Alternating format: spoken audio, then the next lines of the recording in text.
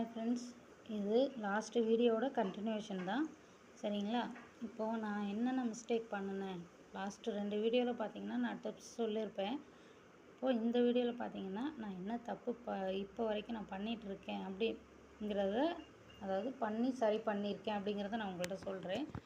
இப்போது ஃபஸ்ட்டு நான் என்ன பண்ணேன், நான் வாங்கினது ஆல்ஃபபெட் மோல்டு தான் வாங்கினேன். அது செய்யும்போது இந்த மாதிரி நான் மோல்டில் ரெசின் நான் ஊற்றும்போது இப்போ பார்த்தீங்கன்னா இதுதான் ஹோல். இந்த ஹோல் இருக்குன்னா நம்ம ஊற்றிட்டோம் அப்படின்னு சொன்னால் ஊற்றி வெளியில் எடுத்துறோம். என்கிட்ட அப்போ ட்ரில்லிங் மிஷின் கிடையாது, நான் ஃபஸ்ட்டு பிகினராக செய்யும்போது. ஸோ ஃபுல்லாக ஊற்றிடும்போது என்னால் அந்த ஹோல்குள்ளே ஜம்ப்ரிங்ஸை என்னால் விட முடியலை. இப்படின்னு பார்த்தீங்கன்னா இது மாதிரி ஜம்ப்ரிங்ஸ் இருக்கும், அதை என்னால் ஃபுல்லாக விட முடியலை. இதை இதுக்கு என்ன ஒரு இது பண்ணேன் அப்படின்னா, இதில் 3/4 ஸ்டேஜ் அந்த நிப்பிள் அந்த இது இருக்கு இல்லைங்களா, அந்த ஹோல் அது ஃபுல்லாக நிறைஞ்சிராத அளவுக்கு ஊற்றி, நான் ப்ராக்டிஸ் பண்ணுறதுக்கு தாங்க அதை பண்ணேன். சேல் பண்ணுறதுக்கு அந்த மாதிரி இது பண்ணல, ப்ராக்டிஸ் பண்ணுறதுக்கு அது மாதிரி பண்ணேன். அது மாதிரி பண்ணப்போ தான் ஜம்ப்ரிங்ஸ் உள்ள போச்சு. என்கிட்ட இப்போ ட்ரில்லர் மிஷின் இல்லை. இப்போது என்கிட்ட ட்ரில்லர் மிஷின் வாங்கிட்டேன்.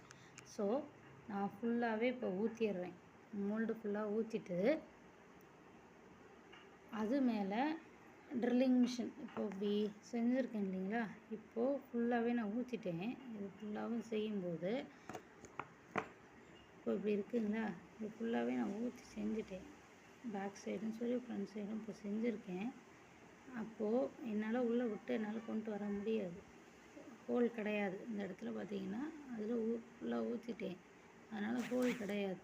ஹோல் இல்லாததுனால இங்கே ட்ரில்லிங் மிஷின் வச்சு இந்த இடத்துல ட்ரில் பண்ணி ஹோல் போட்டு அப்படி தான் நான் கீ செயின் இப்போ இதில் மேக் பண்ண போகிறேன். சரிங்களா? நெக்ஸ்ட்டு என்ன நான் பண்ண தப்பு அப்படின்னு பார்த்தீங்கன்னா, அதாவது இது தப்பு கிடையாதுங்க, இது உங்களுக்கு ஒரு சின்ன டிப்ஸாக தான் சொல்கிறேன். இது ஏன்னா நான் அந்த தப்பை செய்யும்போது என்னாச்சு அப்படின்னா,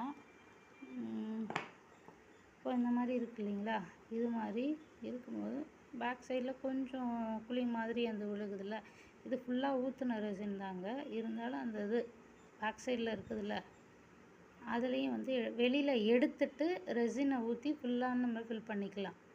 இந்த இதில் ஃபுல்லாகவே இது பண்ணி ஃப்ரண்ட் சைடு மாதிரியே பேக் சைடும் நம்ம அதை ஃபுல்லாகவே மோல்டு ஃபுல்லாகவே நம்ம கவர் பண்ணிடலாம். ஒரு ஷைனிங் ஷேப்புக்கு கொண்டு வந்துடலாம். அண்ட் இதில் என்னென்னா, கார்னர் பார்த்திங்கன்னா கார்னரில் தெரியுதான்னு தெரில, இப்போ இந்த பார்த்திங்கன்னா இதில் ஷார்ப்பாக இருக்கும் கார்னர்லலாம். இப்படி இருக்கும்போது கிழிக்க ஆரம்பிச்சிச்சு. அது மாதிரி கிழிக்க ஆரம்பித்தப்போ என்ன ஆச்சுன்னா, நான் ஃபஸ்ட்டு செஞ்சு எங்கள் வீட்டில் ஃபஸ்ட்டு எங்கள் அக்கா கிட்டலாம் கொடுத்தப்போ, அது கொஞ்சம் பார்த்துக்கோ, அது கொஞ்சம் ஒரு மாதிரி இருக்குது அப்படின்னு சொன்னாங்க. நான் அப்போது யோசிக்கலைங்க. அடுத்தது என்ன பண்ணேன் அப்படின்னா, டீபரிங் டூல் வாங்கினேன். டீபரிங் டூல்னால் இந்த பார்த்தீங்களா, இதுதான் நெக்ஸ்ட்டு ஸ்டேஜில் இந்த டீபரிங் டூல் வாங்கினேன். பிகினராக இருக்கும்போது என்கிட்ட இதெல்லாம் இல்லைங்க. இப்போ அதுக்கு அடுத்தது இதை நான் வாங்கினேன். ஏன்னா இது எல்லாமே கிழிக்குது அப்படின்னு சொல்லிட்டு எல்லோரும் சொன்னாங்க. அந்த விஷயத்தினால எனக்கு தெரியாதுங்க, நான் எல்லாம் யூடியூப் பார்த்து தான் நானும் கற்றுக்கிட்டேன். யார்கிட்டையும் கிளாஸ்லாம் போகலை. யூடியூப்பில் ஃப்ரீ கிளாஸஸ்லாம் சொல்லி கொடுக்குறாங்க, அதை வச்சு தான் நானே இது பண்ணேன். இப்போ இந்த இடத்துல கார்னர் கிழிக்குது அப்படின்னதுனால இந்த டீபரிங் டூல் வாங்கினேன்.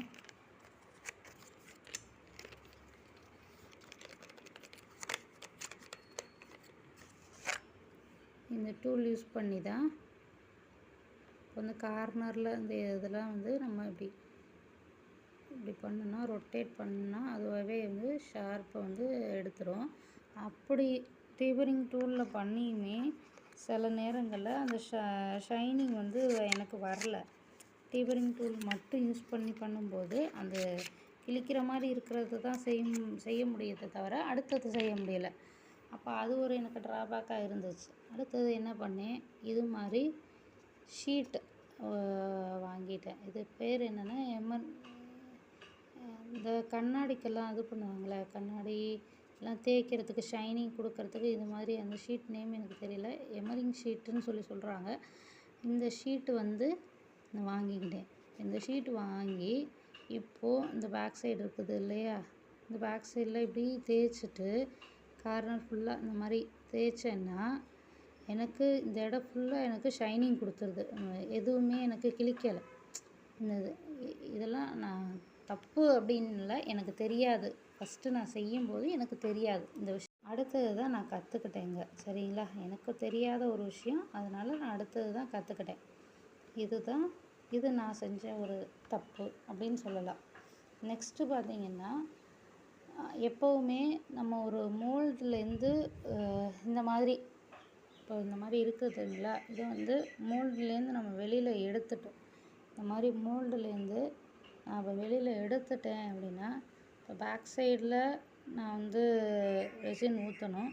அப்படி இல்லை, இது மாதிரி நேம் எழுதுகிறேன் அப்படின்னா, இப்போது நம்ம நார்மலாக கீழே வச்சிடலாம், நம்ம செய்யக்கூடாதுங்க. இப்போ இந்த மாதிரி ரஃப் சர்ஃபேஸில் கீழே வச்சுட்டு ரெசினை வந்து இதில் ஊற்றக்கூடாது. அப்படி ஊற்றும்போது கீழே தரையிலையும் ஊற்றிடும், கீழே ஒட்டிடும் நமக்கு அந்த இது.